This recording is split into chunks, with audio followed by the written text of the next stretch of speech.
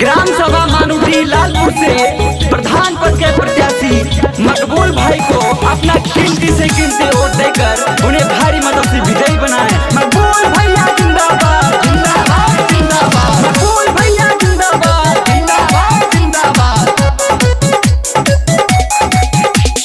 जब खुश हुई कमलाई कपूरनिया,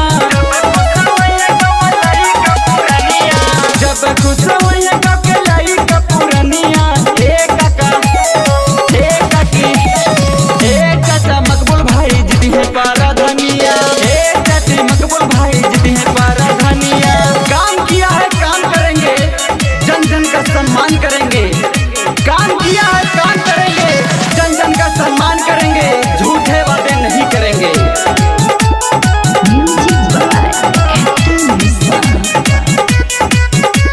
मकबूल भैया जिंदाबाद जिंदाबाद जिंदाबाद। सब ही तक खुश हुई है मिली सम्मान हो, ग्राम सभा मानुटी के हुई है प्रधान हो, ग्राम सभा मानुटी के हुई है प्रधान हो। सब ही तक खुश हुई है मिली सम्मान हो, ग्राम सभा मानुटी के हुई है प्रधान हो। लागी खड़ंजा टूटल बनिया बनलिया, लागी खड़ंजा टूटल बनिया बनलिया।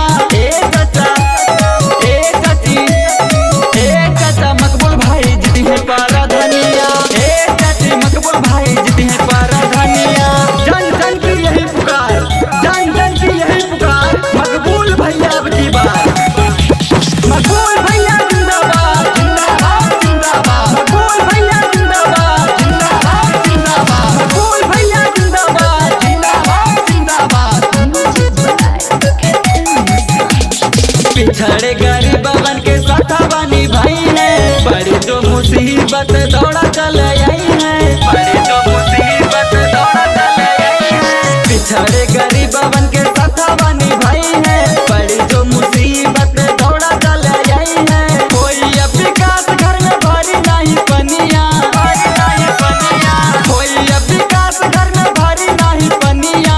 एक चाचा एक चाची एक चाचा मकबूल जब बजती है पारा धनिया, एक चाची मकबूल जब बजती है पारा धनिया।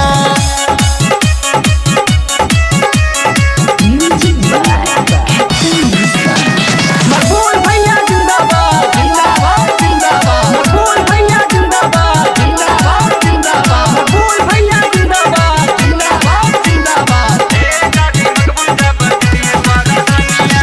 योजना के सारा पैसा जनता में लगाए हैं, ग्राम सभा मानोटी ही लालपुर चमका